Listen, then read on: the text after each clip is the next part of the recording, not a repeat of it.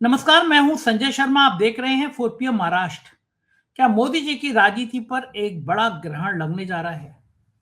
क्या होगा इजरायल दौरे पर जब लोग पूछेंगे कि पाकिस्तान के साथ झड़प में इजरायल हमारे साथ क्यों नहीं खड़ा था? लंबी बातचीत है, लंबा विश्लेषण है जो अभय द्विवेदी जी के संग किया है। आपको लेके चलता हूं। 4 PM महाराष्ट्र को सब्सक्राइब करिए, ज्वाइन करिए। चलते हैं अभय Dwivedi ji. 4 PM news network में बहुत बहुत स्वागत है अभय द्विवेदी जी आपका। प्रधानमंत्री जी मेरे बहुत अच्छे हैं। उनका दिल बार बार व्यथित होता है राज्यों की दुर्दशा को देखकर। ये बात अलग है कि उनका दिल उस समय व्यथित होता है उस राज्य की हालत देखकर कि जब वहां चुनाव होते हैं। तो ये भी संभव है कि प्रधानमंत्री जी चूंकि विश्व गुरु हैं, पूरी दुनिया के कई देशों का उनको ध्यान रखना पड़ता है, तो राज्यों की रिपोर्ट समय पर नहीं आ पाती हो। लेकिन जब चुनाव होते हैं तो पूरी डिटेल रिपोर्ट आती है कि इस राज्य की क्या स्थिति है, क्या है। तब उनको लगता है ये राज्य तो बड़ा पिछड़ा हुआ है। मेरा मन तो बड़ा व्यथित हो गया इस राज्य को देखकर। तो फिर जब चुनाव आता है तो फिर वो उस राज्य को बड़ा ध्यान से, बहुत बारीकी से देखना शुरू करते हैं। अब उन्होंने बंगाल में एक मतदाताओं को मार्मिक पत्र लिखा है। उन्होंने ये पत्र बंगाली और हिंदी दोनों भाषा में लिखा है। उन्होंने ए बार बीजेपी सरकार का नारा दिया, जिसमें उन्होंने सोनार बांग्ला के सपने को साकार करने और महिला सुरक्षा पर, अवैध घुसपैठ पर, हिंसा पर चिंता जाहिर की। कल लिखा है कि बंगाल को देख के मेरा मन व्यथित हो जाता है। पिछले दिनों प्रधानमंत्री जी का मन व्यथित हुआ। अभी 2 दिन पहले वो मेरठ में कॉरिडोर एक्सप्रेसवे का उद्घाटन कर रहे थे, तो मन ज्यादा व्यथित हो गया। कांग्रेस को उन्हें नंगी पार्टी कह दिया। अच्छा, वो लुच्चा लफंगा माँ बहन की गाली नहीं दी उन्होंने, लेकिन नंगी पार्टी कह दिया।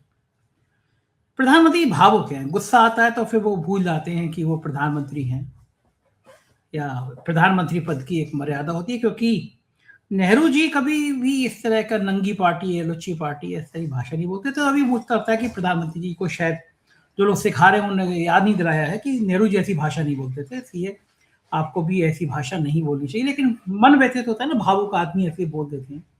ये जो बंगाल की चिट्ठी के प्रेम पत्र है, खत तुम्हें भेजा है, खत नहीं मेरा दिल है, गाना कितना फेमस था ना वो।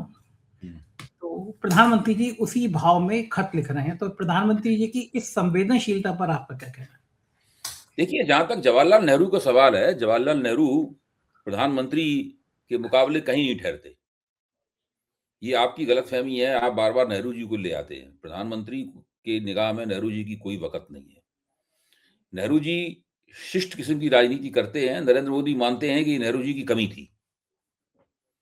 नेहरू जी को राजनीति करना नहीं आता था। अगर नेहरू जी वैसी राजनीति करते होते जैसी नरेंद्र मोदी ने की है, तो वो ज्यादा कामयाब होते। देखिए, नेहरू जी उस तरह की राजनीति करते हुए और उस तरह की भाषा बोलते हुए जो नरेंद्र मोदी करते हैं, अगर वैसी करते होते तो चीन अपने आप ही डर के मारे 1962 में भारत के ऊपर आक्रमण नहीं करता। वो पहले ही नरेंद्र मोदी की गालियों और भाषणों से डरकर जो है वो दुम दबा के भाग जाता चीन। नेहरू जी के पास तो ये क्षमता थी ही नहीं नरेंद्र मोदी वाली। तो इसलिए आपने कहा कि नेहरू जी की भाषा, नेहरू जी ऐसी भाषा का इस्तेमाल नहीं करते, तो ये नेहरू जी की खूबी नहीं थी। नरेंद्र मोदी के की किताब में नेहरू जी की ये कमी थी, और नरेंद्र मोदी नेहरू जी की कमी को क्यों दोहराएंगे। इसलिए वो जम के अपने विरोधियों को गरियाते हैं, उनका मजाक उड़ाते हैं, उनकी खिल्ली उड़ाते हैं, और दिन रात उनको गद्दार कहा जाता है, ये सब कहा जाता है। ये सारे काम नेहरू जी करने नहीं आते थे। ये नेहरू जी की कमी थी। अब जहां तक उन्होंने आमार भाजपा सरकार के शीर्षक से उन्होंने जो खत लिखा है, बंगाली भाषा में और हिंदी में जो खत लिखा है, उस खत के ऊपर अगर मैं आऊंगा तो फिर मैं ये कहूंगा कि नेहरू जी की राजनीति में एक और कमी थी कि वो वास्तविक और सच्चे संघवाद में भरोसा करते थे।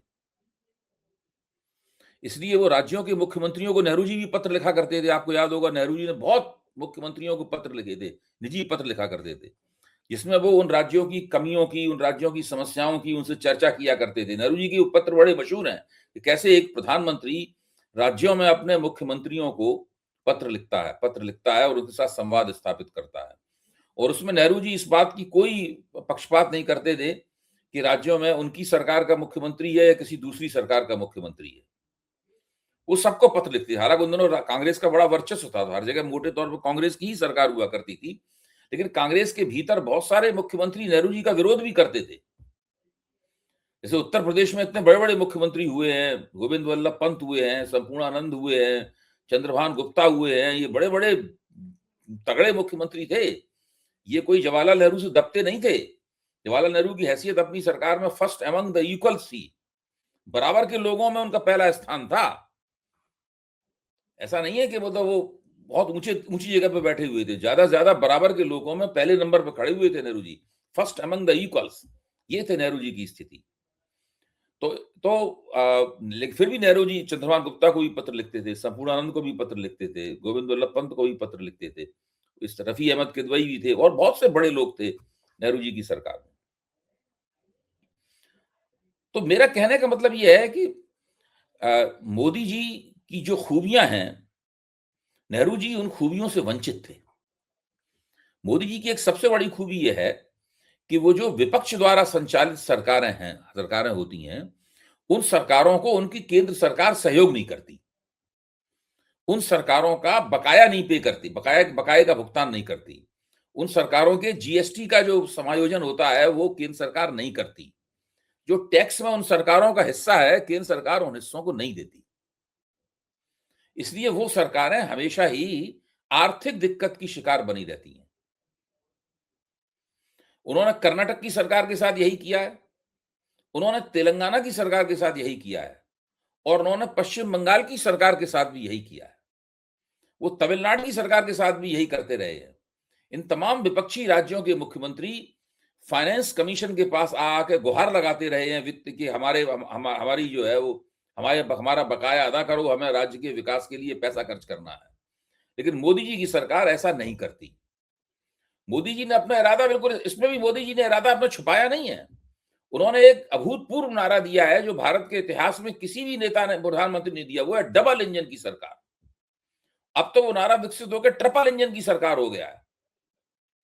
डबल इंजन की सरकार का क्या मतलब हुआ कि अगर आपने हमारे बीजेपी को वोट नहीं दिया तो जो आप जो सरकार बनाएंगे, हम उसके इंजन को चलने में कोई सहयोग नहीं करेंगे। जबकि संविधान के मुताबिक नेहरू जी एक गलत बात मानते थे। नेहरू जी मानते थे कि संविधान के मुताबिक जो है हर सरकार को डबल इंजन की सरकार होना चाहिए, चाहे वो वहां कांग्रेस की सरकार हो या ना हो। मोदी जी इस बात को नहीं मानते। ये नेहरू जी की गलती है कि नेहरू जी इस बात को मानते थे। मोदी जी कहते हैं कि अगर बीजेपी की सरकार नहीं हुई राज्यों में तो हम बिल्कुल मदद नहीं करेंगे। देखो, केजरीवाल की सरकार थी दिल्ली में, मोदी जी ने कभी मदद नहीं की। उस सरकार को लगातार गिराने की कोशिश करते रहे। हिमाचल प्रदेश की सरकार को लगातार गिराने की कोशिश करते रहते हैं। चूंकि कर्नाटक में और आंध्र प्रदेश और कर्नाटक में और दूसरी जगहों पर और तेलंगाना में सरकारें बहुत मजबूत हैं, उनको गिराया नहीं जा सकता, इसलिए वहां कोशिश नहीं करते। वरना उनकी पूरी कोशिश होती है कि विपक्ष की सरकारों को गिरा दिया जाए।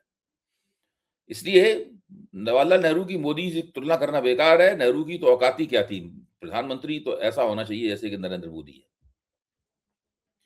इसलिए उन्होंने ये पत्र लिखा है और उनका कहना यह है कि भाई जब तक पश्चिम बंगाल में भारतीय जनता पार्टी की सरकार नहीं बनेगी, तब तक पश्चिम बंगाल का विकास नहीं होगा। वो साफ कह रहे हैं कि हमने पश्चिम बंगाल का विकास रोक रखा है। इस पत्र का एक मतलब ये भी है कि हमने पश्चिम बंगाल का विकास रोक रखा है, आप पश्चिम बंगाल में भाजपा की सरकार बनाइए तो आपका विकास होगा, वरना विकास नहीं होगा। अब समस्या कुछ और है। समस्या ये है कि पश्चिम बंगाल के लोग पूछते हैं, इस वक्त भी पूछ रहे हैं कि चलिए अगर हमने भारतीय जनता पार्टी को वोट दे दिया तो मुख्यमंत्री कौन बनेगा? किस आदमी के नेतृत्व में आप पश्चिम बंगाल में चुनाव लड़ेंगे? भारतीय जनता पार्टी के पास ऐसा कोई नेता नहीं है जो पश्चिम बंगाल के सभी इलाकों में समान रूप से लोकप्रिय हो। और उनको, उनके रणनीतिकारों को यह भी डर है कि कहीं पश्चिम बंगाल का चुनाव मोदी बनाम ममता ना हो जाए। क्योंकि जैसे ही वो मोदी बनाम ममता होगा, वैसे ही ममता बनर्जी का हाथ भारी हो जाएगा और नरेंद्र मोदी का और भाजपा का हाथ कमजोर हो जाएगा। अभी ममता बनर्जी ने एक लंबा ट्वीट किया, मैंने उनका लंबा ट्वीट ध्यान से पढ़ा, कल किया था शायद। उसमें ममता बनर्जी ने लिखा है कि नरेंद्र मोदी को बंगाल की जो सांस्कृतिक संवेदनशीलता है उसका कोई एहसास नहीं है। हुआ ये कि रामकृष्ण परमहंस की जयंती थी, तो नरेंद्र मोदी ने उनको, उनके प्रति श्रद्धा में एक पोस्ट की और उस पोस्ट में उनको स्वामी रामचंद्र परमहंस लिख दिया। तो ममता बनर्जी ने लिखा कि इनको पता ही नहीं है कि रामचंद्र परमहंस को बंगाल की जनता किस रूप में देखती है। उनको तो भगवान के बराबर दर्जा मिला हुआ, युगावतार कहा जाता है उनको। यानी भगवान का इस युग में अवतार थे रामकृष्ण परमहंस। वो स्वामी नहीं थे, उनके शिष्य थे, वो स्वामी कहलाते थे। जैसे विवेकानंद, वो उनके शिष्य थे, वो स्वामी थे। मतलब ये इनकी हालत, ये उन्होंने कहा इनको कोई, इसी तरह उन्होंने एक बार सदन में बोलते हुए बंकिम चंद्र चट्टोपाध्याय को बंकिम दा बोल दिया। अब बंकिम चंद्र चट्टोपाध्याय ऐसी बड़ी हस्ती को आप बंकिम दा बोल रहे हैं। हाँ, तो ये बड़ा भाई बना दिया अपना। हाँ हाँ, ये पता ही नहीं है इनको कि बंगाल में कौन किसको क्या बोलता है, कैसे उन लोगों कैसे संबोधन होते हैं।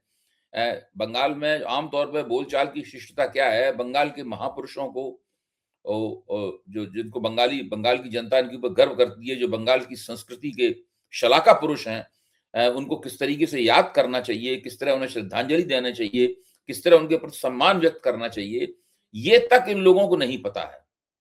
और बहुत ताज्जुब होता है कि आखिरकार जो बंगाली बीजेपी में शामिल हैं, बहुत से दिलीप घोष बंगाली हैं भाई, ये जो टीएमसी छोड़ के ही गए हैं, जिन्होंने ममता बनर्जी को एमएलए के चुनाव में हरा दिया था, मैं नाम भूल रहा हूं उनका है, और वो बंगाली है। इन लोगों को चाहिए कि नरेंद्र मोदी को बताएं कि जब बंगाल में रामकृष्ण परमहंस को कैसे, शुभेंदु अधिकारी, उन लोगों को बताएं कि भाई रामकृष्ण परमहंस को कैसे संबोधित करते हैं, बंकिम चंद्र चट्टोपाध्याय को कैसे संबोधित करते हैं, गुरुदेव रविन्द्रनाथ ठाकुर को कैसे संबोधित करते हैं। ये सब नरेंद्र मोदी को बताएं। नरेंद्र मोदी को चाहिए कि अपने इन बंगला भाजपाइयों से ट्यूटोरियल लें, ताकि थोड़ी इनकी बंगाल की संस्कृति और बंगाल का जो सामाजिक जीवन है उसके बारे में उनका ज्ञान बढ़े। उसके बाद में फिर इन्हें चाहिए कि एक दाढ़ी लगाएं, अपने दाढ़ी बढ़ाएं, और रविन्द्रनाथ टैगोर की पोशाक पहन के फिर पिछली बार बढ़ाई तो थी पिछली बार। हाँ, और अभी इन्होंने इतना बड़ा आर्टिफिशियल इंटेलिजेंस का सबमिट किया है। इनको चाहिए कि आर्टिफिशियल इंटेलिजेंस के जो बहुत बड़े बड़े आविष्कार हैं, उनका सहारा लेकर मंच पे जब ये बोले तो लोगों को बंगला में सुनाई पड़े, ये बोले तो लोगों को बांग्ला में सुनाई पड़े। इस तरह का कोई आर्टिफिशियल इंटेलिजेंस का ये चमत्कार करें। मोदी जी टेक्नोलॉजी प्रेमी भी बहुत हैं। जवाहरलाल नेहरू इतने टेक्नोलॉजी प्रेमी नहीं थे। कर सकते हैं मोदी जी, जवाहरलाल नेहरू में उस तरह की खूबियां नहीं थी जो मोदी जी में खूबियां हैं। अच्छा, इस बीच में मणिशंकर अय्यर जी ने भी एक नया शगुफा छोड़ दिया है। उन्होंने कहा है कि भाई राहुल गांधी बहुत बिजी रहते हैं, नया इंडिया गठबंधन का कोई क्षेत्रीय दलों को देना चाहिए। डीएमके की अलग डिमांड है, ममता बनर्जी को इंडिया गठबंधन का नेता बनाने की अगला डिमांड। इंडिया गठबंधन मजबूत होना चाहिए, कोई अध्यक्ष संयोजक होना चाहिए, पहले भी कई बार जिक्र कर चुके हैं। कांग्रेस इसमें पीछे क्यों हो रही है? क्योंकि बंगाल का चुनाव है, बाकी राज्यों में चुनाव है। इंडिया गठबंधन अगर विपक्ष मजबूत होगा, एकजुट होगा, तो बेहतर तरीके से लड़ाई लड़ सकता है। इसमें कांग्रेस कहां चूक रही है, गलती क्या है? और आपको क्या लगता है, इंडिया गठबंधन का नेता राहुल गांधी अच्छे हो सकते हैं, ममता अच्छी हो सकती हैं, अखिलेश अच्छे हो सकते हैं, या केजरीवाल आ जाते हैं गठबंधन में, केजरीवाल अच्छे हो सकते हैं? कौन व्यक्ति सबसे बढ़िया इंडिया गठबंधन का नेता हो सकता है आपकी निगाह में? देखिए, मणिशंकर जी ने बात उठाई है वो मेरे दिल की बात है। मैं मानता हूं आपके दिल की बात भी होगी और मेरे कई मित्रों के दिल की बात भी होगी कि विपक्ष की एकता करने के लिए जो गैर भाजपा पार्टियों का एक गठजोड़ है, वो भविष्य में मजबूती के साथ काम करे। इसलिए जरूरी है कि उसकी मजबूती की आधारशिला अभी बना दी जाए। जो पार्टियां तैयार हों उनको बुलाकर एक जगह बैठाया जाए, और एक जगह बैठाने के बाद में उस संगठन का एक ढांचा तय कर दिया जाए सबकी सहमति से। जब एक बार ढांचा तय हो जाएगा तो कोई भी स्वयं अपना नाम दे सकता है कि भाई हम इसकी जिम्मेदारी उठाने के लिए तैयार हैं। ममता बनर्जी की तरफ से कई बार कहा गया है कि वो इंडिया गठबंधन की संयोजक बनने के लिए तैयार हैं। अरविंद केजरीवाल की तरफ से भी शायद इस प्रकार के संकेत मिले हैं, और भी कई नेता इस प्रकार की इच्छा व्यक्त कर चुके हैं। इंडिया गठबंधन के कुछ पैरोकारों का कहना है कि स्टालिन है, स्टालिन भी इसके लिए बड़े उपयुक्त पात्र हो सकते हैं। ये सब बड़े बड़े नेता हैं, बड़े मजबूत नेता हैं। अखिलेश यादव भी हो सकते हैं, बिल्कुल हो सकते हैं, क्यों नहीं हो सकते, बिल्कुल हो सकते हैं।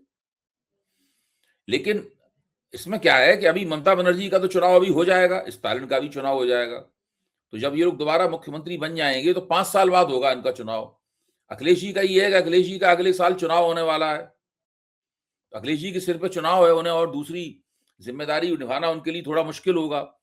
तो स्टालिन और ममता बनर्जी में से किसी एक का चुनाव हो सकता है, जिसके वो इंडिया गठबंधन का संयोजन करना, उन सबकी गतिविधियां चलाने में उनका योगदान लिया जा सकता है। मुझे लगता है कि इसमें कोई बुराई नहीं है। मणिशंकर जी का ये सुझाव बिल्कुल ठीक है, मैं इसका समर्थन करता हूं। अब चूंकि मणिशंकर जी ने सुझाव दिया है, आजकल कांग्रेस की आला कमान की वो गुड बुक्स में नहीं है, तो हो सकता है कांग्रेस आला कमान उनके सुझाव पर ध्यान न दे, इसलिए मैं भी इसमें अपनी आवाज जोड़ रहा हूं। मैं ये मानता हूं कि ये करना चाहिए, ये करने लायक काम है। ऐसा करने से बहुत सारी दिक्कतें भी नहीं आएंगी, जो दिक्कतें बीच बीच में आ जाती हैं उनका भी समाधान होगा। तो ये बिल्कुल ठीक कहा है मणिशंकर अय्यर ने। ब्लूमबर्ग में ओपिनियन कॉलम में कैटरीन थोबैंक का एक लेख प्रकाशित हुआ, जिसमें भारत में एक दिन पहले खत्म हुए इंडियाई समिट को लेकर बहुत तीखी टिप्पणी की गई। ब्लूमबर्ग की एक रिपोर्टर ने मौके पे दिखाया भी था कि किस तरह बड़े बड़े होर्डिंग लगे हैं, ऐसा लग रहा था प्राइम मिनिस्टर हर समय घूर रहे हैं। लेख का सार यह है कि दिखावे और हिपोक्रेसी की दम पर भारत एआई महाशक्ति नहीं बन सकता। ब्लूमबर्ग बड़ा इंपॉर्टेंट संस्थान है, उसकी आवाज को, उसकी चीजों को ऐसे छोड़ा नहीं जा सकता। इस तरह मजाक उड़ रही है समिट की, बड़े बड़े होर्डिंग्स, गलगोटिया का कुत्ता, बदसलूकी, वाईफाई गायब हो जाना, यूपीआई से पेमेंट ना होना, इन सबको लेके बहुत मजाक उड़ रही है। आपका क्या मानना है? नहीं, बिल्कुल मजाक उड़ रही है, और पूरी तरह मोदी जी का मजाक किरकिरा हो चुका है। आप सोचिए कि जब आपने इतना बड़ा सम्मेलन किया, इतना बड़ा शिखर सम्मेलन किया, उसमें आपने दुनिया की बड़ी-बड़ी जो एआई के आविष्कारक हैं और कंपनियां चलाते हैं, उनको आपने बुलाया। साथ में आपने बहुत सारे कुछ राष्ट्राध्यक्षों को भी इसमें निमंत्रित किया, और उसी के साथ-साथ में 70,000 से सवा लाख लोग भी आ गए वहां पर। लेकिन आप देखिए, इसमें विपक्ष कहीं नहीं था। आप देखिए, आपने इतना बड़ा किया, इसमें विपक्ष कहीं नहीं था। आप खुद, मोदी जी खुद ही मेरठ की सभा में ये कह रहे हैं कि ये भारतीय जनता पार्टी का सम्मेलन नहीं था, ये भारत सरकार का सम्मेलन था। तो भारत सरकार के सम्मेलन में विपक्ष, जिसकी लोकसभा में इतनी ताकत है, जो आजाद भारत के इतिहास में कभी नहीं हुई, आपने विपक्ष के नेता को क्यों नहीं बुलाया? आपने विपक्ष के अन्य नेताओं को उसमें क्यों निमंत्रित नहीं किया? क्यों नहीं किया आपने? इस सवाल का जवाब तो मोदी जी को देना होगा। और सुनिए, जब ये समिट हो रहा था, शुरू हुआ, उसके 1-2 दिन पहले ही तो सदन कि ना 13 तारीख को, सुनिए, 13 तारीख को सदन जो है वो बंद हुआ। सदन ने विश्राम लिया ताकि मार्च में फिर से शुरू हो सके। और आपने उसके 1-2 दिन बाद ही समिट शुरू कर दिया। क्या सदन में इन्होंने सूचना दी समिट की कि होने वाला है ये? क्या भारत की संसद का जो अधिवेशन चल रहा था, उसमें उन्होंने इतना बड़ा कार्यक्रम भारत सरकार करने जा रही थी, इसके बारे में सदन को क्या सूचित किया? कुछ बताया सदन को? कुछ नहीं बताया सदन को उन्होंने। इसीलिए ब्लूमबर्ग की रिपोर्टर ने जो कहा है कि ये एक व्यक्ति की पीआर एक्सरसाइज थी, एक व्यक्ति के प्रचार की कवायद थी। पूरी दिल्ली उसी तरह के पोस्टरों, होर्डिंगों से भरी हुई थी। इस पूरे सम्मेलन में यह बिल्कुल नहीं बताया गया कि भारत सरकार कहां से उस बेतहाशा और बहुत बड़े निवेश का इंतजाम करेगी जो एक डेटा सेंटर बनाने में खर्च होता है। एक डेटा सेंटर बनाने के लिए $1 बिलियन से लेकर $2 बिलियन लगते हैं एक डेटा सेंटर बनाने में, और उसके लिए 24 घंटे कई मेगावाट बिजली की सप्लाई की जरूरत होती है, बहुत सारे पानी की जरूरत होती है, और बहुत ज्यादा जमीन की जरूरत होती है उसको स्थापित करने में। ये चीजें कहां से आएंगी? कौन देगा ये? इतनी बिजली की जो वो का उत्पादन कैसे होगा? ये कैसे सुनिश्चित किया जाएगा कि ये सब चीजें लगातार मिलें? और जो नए डेटा सेंटर हैं वो कहां बनेंगे? उनके जो चिप होंगे एक डेटा सेंटर में जितने चिप लिखते हैं उतने चिप खरीदने में ही जो मौजूदा बजट है 1000 करोड़ का, उससे ज्यादा पैसा खर्च हो जाएगा उसके अंदर। ये तो आपने कहीं नहीं बताया, ये निवेश कहां से आएगा? भारत में एआई में लोगों को प्रशिक्षित कैसे किया जाएगा, उसके लिए आपके पास क्या योजना है? इसका प्रोटोकॉल आपने क्या तय किया है? ये भी इसमें नहीं बताया गया कुछ भी। हवाई बातें की गई जो कि मेज कुर्सी पे बैठ के लिखी जा सकती हैं। हमने घोषणा पत्र पेश किया, जाने कितनी हिंदुस्तान में पार्टियां हैं, सबके अपने अपने घोषणा पत्र हैं। 2 आदमी बैठ के घोषणा पत्र लिख देते हैं। मुझसे कहो मैं दुनिया की किसी भी पार्टी का घोषणा पत्र लिख दूं, बिल्कुल गारंटी के साथ लिख दूंगा, और उसे पसंद नहीं आएगा, मैं गारंटी देता हूं। लेकिन मोदी जी ने एक घोषणा पत्र उसमें पेश किया, जिसपे जो भागीदार राष्ट्र थे उन्होंने दस्तखत कर दिए। तो कौन सा ऐसा राष्ट्र इसको मेहमान बना के आपने बुलाया है और 7 स्टार आपने फैसिलिटी दी है, उसको आवभगत की है, वो दस्तखत करने से इनकार कर देगा? तो देखिए, इन बातों का कोई मतलब नहीं। अंग्रेजी का एक शब्द होता है अपीयरेंस, दूसरा शब्द होता है इम्प्लीमेंटेशन। आप कैसे दिखते हैं, आपने कैसा अपने आप को दिखाया है, ये एक अलग बात है। लेकिन आप वास्तव में क्या करते हैं, क्या कर पाएंगे, क्या करने की आपकी योजना है, उसके करने के लिए आपके पास पर्याप्त साधन और संसाधन हैं, ये अलग बात है, ये दूसरी बात है। तो अपीयरेंस और इम्प्लीमेंटेशन में बहुत बीच में बहुत बड़ी खाई होती है। ब्लूमबर्ग के संवाददाता ने इसी बात की तरफ इशारा किया। बिल्कुल ठीक बात है। अब भारत पाकिस्तान के बीच में जो झड़प हो रही थी, जिसको सो कॉल्ड युद्ध कहा गया, उस समय बड़ी उम्मीद थी कि इजराइल चूंकि बहुत ज्यादा समृद्ध देश है, टेक्नोलॉजी बहुत अच्छी है, कि खुल के हमारे साथ आएगा, लेकिन साथ तो नहीं आया। प्रधानमंत्री अब इजराइल क्या करने जा रहे हैं? क्या पूछने जा रहे हैं कि तो हमारे दोस्त थे, हमने तुम्हारी इतनी मदद करी, ईरान इतना पुराना हमारा मित्र था, हमने उससे रिश्ते खत्म कर लिए, तब भी तुम हमारे साथ क्यों नहीं आए पाकिस्तान के संग झड़प में? क्या पूछेंगे इजराइल में प्रधानमंत्री जी? देखिए, मुझे तो खबर ये मिली है कि इजराइल की जो स्थानीय राजनीति है उनकी अपनी, प्रधानमंत्री का दौरा उसमें उलझ गया है।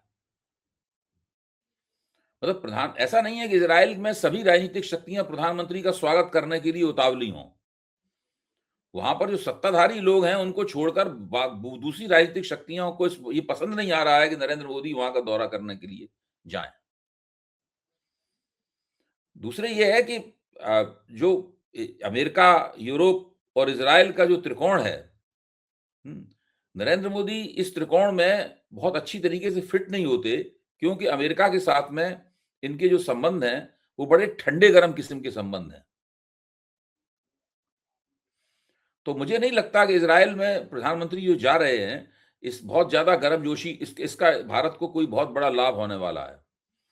दूसरे, थोड़े इजराइल के सवाल को लेकर पिछली बार जो एप्स्टीन फाइल में जो एक बात निकल के आती है कि आप इजराइल जाइए, वहां डांस वांस कीजिए, ये सब जो बात आ गई है और उसमें मीम्स वगैरह जो बन गए हैं, जैसे पूरे भारत में डोनाल्ड ट्रंप और नेतन्याहू की उंगली पकड़ के मोदी जी डांस कर रहे हैं, जैसे कि उनकी प्रेमिका हो।